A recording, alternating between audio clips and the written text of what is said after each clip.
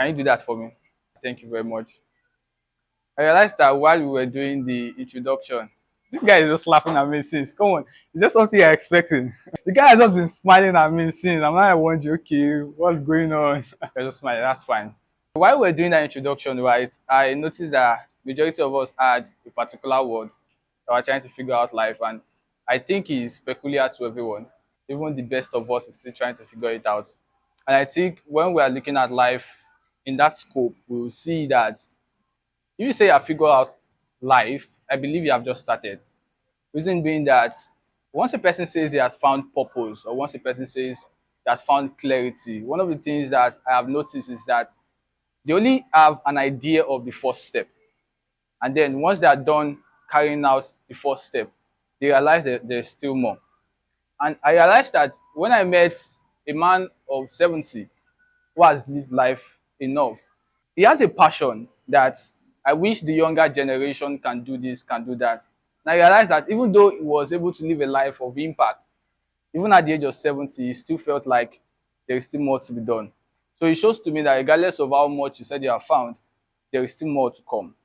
So regardless of the age or regardless of how much impact that you have done on earth, there is still always more to be done. So today is not necessarily to help you figure it out. Today is just to help you start. And wherever you are, just to help you continue. Wherever you are, just to help you find a little bit of light to ensure that whatever you are trying to do, there is much more clarity. I believe we are following, right? So today we are going to be looking at the topic decision making and its role in destiny. Decision making and its role in destiny. Let me start like this. I remember that one of the questions I get periodically is a question relating to why is it that some people are born with the $10 and some are born in the slum of Ajegunle? And many times when people ask these questions, I'm very much concerned because while that question is legitimate, I believe that a lot of people have pondered too much on that question, that they neglect the answers.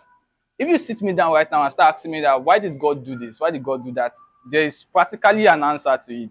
I can give you a biblical answer to why God is doing this, God is doing that. But then, I don't think we are just here to come and find answers to why we are born in our family or why I am born in this particular location. Is that why we are here?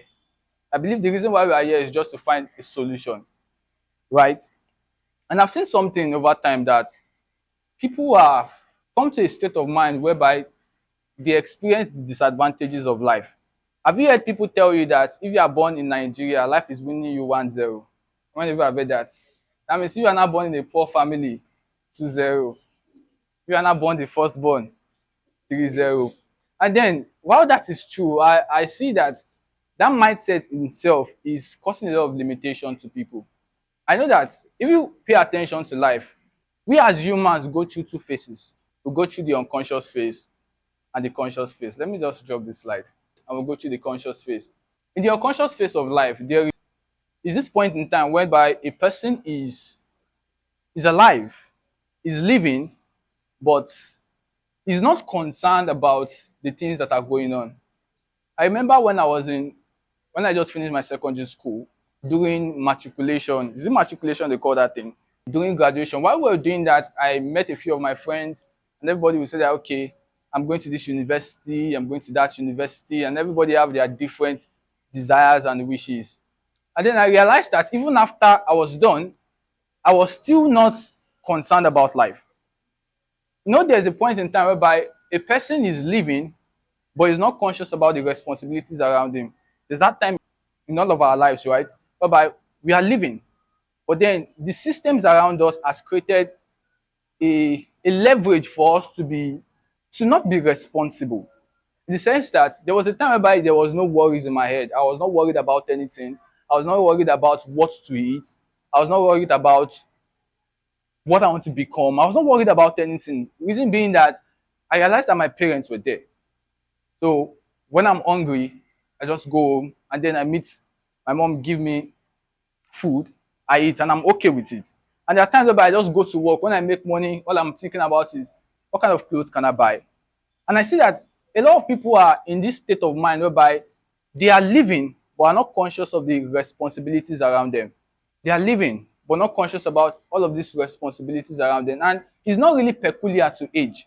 Not really peculiar to age. Have you heard people say that there is it is possible for somebody to be a fool at 40?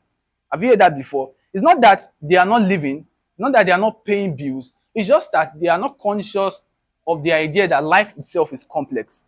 And whenever I meet people that say that life is simple, I'm I'm I'm feeling very angry about it, because if you say life is simple, you need to understand what the institution is doing for us. In the sense that if you are in Nigeria, your ability to purchase your freedom is very low. Very, very low. And what does that mean? It means that if you want to jackpot, you need a lot of money to be able to do that. If you want to buy yourself freedom to be able to learn a particular skill, you need a lot of money to do that. You need a lot of money to do many things. And then I realized that as in Nigeria in itself, your ability to buy freedom is very minimal. So you need to come to that consciousness that life itself is complex. So whenever I see people take it with levity, I'm wondering that, okay, is there a backup plan that you have? So we have a lot of people living within that context, living within that phase of life, that conscious phase of life. And I realized that there's a conscious phase and there's an unconscious phase, right? So when the person is within that unconscious phase, just as I've explained, there is something that happens that moves the person to the next stage of life, to that conscious phase. Is that there's always an encounter. Let me tell you my own encounter. I was in my hostel. I and my roommates were there, and then this man came to visit us. So while he came to visit us, he just came as a pastor, came to visit us that, okay, let me come and check on my people. And then when he saw my room, it was like, if a thief come here, he will beat you because you just wasted my time. And while that was a little bit hilarious to me, it was more of a conscious idea that there is something missing. That was a spark for me. Okay, I need to take life even much more serious. Are you following? I need to take life even much more serious. And then I realized that for all of us, this encounter is different. There's a point in time in your life whereby you're not worried about what is going on. You're not even worried about the future. You're not worried about anything. But once you begin to get worried about life, it is due to that encounter, to that simple encounter. For us, is our parents. That when we see our parents going through some level of traumas, we are awakened. We are awakened to want to change the trajectory of our lives. We are awakened to want to change what is going on. There are many times whereby when we see our parents going through some stuff, we are telling ourselves that let me make it fast enough to be able to help these individuals. Or you tell yourself that let me make it fast enough so I don't find myself in this kind of situation. Then I realized that once a person transcends from that unconscious state to a conscious state, there is something that happens, is that they become beings of decision making. They become individuals that make decisions. So I see that one of the things that makes us be able to avoid the complexities of life is that we are beings of decisions. We are able to make decisions. And whenever we are talking about decision making, a lot of people relate it to the big decisions that we make. What kind of school do I go to? Who do I get married to? And I know that that is actually a very big decision. Who you marry to have an adverse effect on your life, right? People have decisions like, what kind of church do I go to? What kind of pastor do I listen to? You understand all of those things. And then we forget about these tiny details that we go through every single day. The tiny decisions that we make every single day. We forget about it. So I realized that if we want to be beings that have control over our destiny, it starts with decision making. And I want to teach you how to make proper decisions. Are you open to it?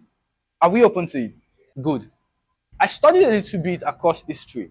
And then I realized that humans in our full form make decisions based on our obsessions. When you look at why a person makes decisions, it's because there is something they want to achieve, because there is something that they want to get.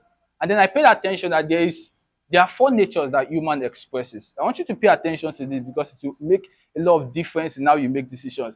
There are four natures that human express. Number one, humans are sentient beings. We are sentient beings. It means that we are beings of emotions.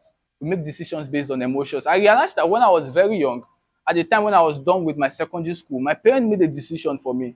And the decision was that this boy is done. I want him to go and learn printing press. Or there are times where our parents tell us that this guy looks like somebody who knows how to use electricity, knows how to play with electricity. Let him go and learn, be an electrical engineer. And they make this decision based on emotion. And we see that at the end of the day, after spending 4 years, 5 years in university, we realize that all of these decisions that have been made is not making much impact to our life. So we see that majority of the decisions that we see nowadays has been made based on emotion. And I always tell myself that anybody that will actually do well in life must make a decision like a king. And how does a king make a decision? A king makes a decision having an understanding that whatever decision I make affects me, affects my kingdom, and affects the generations to come. So what does that mean? It tells the king that even when I'm invited to a party to sit and eat, the way I eat even matters. The way I speak matters. The way I dress matters because he's a king. I was hearing a story of a time in Nigeria whereby, I'm not going to mention name, a time in Nigeria whereby there was a saga between Nigeria and another country. And at that time, Nigeria was still known as the giant of Africa because Nigeria had a little bit of power and influence in terms of resources. And then this other country were now like trying to impose on Nigeria that, okay, I want you to do this. And then somebody from Nigeria will now stand up and tell them that, okay, we as Nigerians, we're not going to do this. And they could not attack. Why? Because they realized that these people have the power. So one thing that then I've now been able to realize is that as individuals, once we step into that phase of being able to make a decision like a king, everything about our life changes. Everything. It means that when you decide today that I want to do this and that all through the day, it shows to you that you are very cautious about every single thing that happens in your life. So that means it shows in the decision of what you eat, shows in the decision of what you wear, shows in the decision of how you speak, shows in the decision of what you do every single day. So a lot of us are much more focused about the big decisions, that who will I get married to? And then we forget about every single thing that happens in our life every single day. And I found out that what actually makes the difference is not intensity, compounding effect. Your ability to be able to continue something again and again and again until you use a very big result. So I see that our decisions every single day matter. So I realized that humans are what? Sentient beings. And then I also realized that humans are memory beings. What does that mean? It means that humans make decisions based on memory. I'll give you an example. You will pay attention that when you see people who want to make decisions on who to marry, you would see that there is a place in their mind that tells them that, okay, I'm not going to pick this person because this person is showing a trait of how my father behaved. Or I'm not going to pick this person because this person is showing a trait of how my mother behaved. And then you see that if you pay attention to history, you will see that if somebody said he studied electrical engineering, and then you placed your attention on him, and you saw that there is nothing actually making sense about this guy's life, you begin to think about it that, okay, if I'm going to make decision, I'll probably not take this because there is a memory somewhere. And if you understand this, it means that if you talk to somebody anyhow, you will have it as a consciousness that this person doesn't forget. Humans don't forget. And once you begin to understand this thing, it gives you a conscious idea of what you do every single day. Because humans don't forget. The Bible was saying something that whatever you sow, you will reap. And the way I interpreted is that the land or the soil never forgets that a person planted.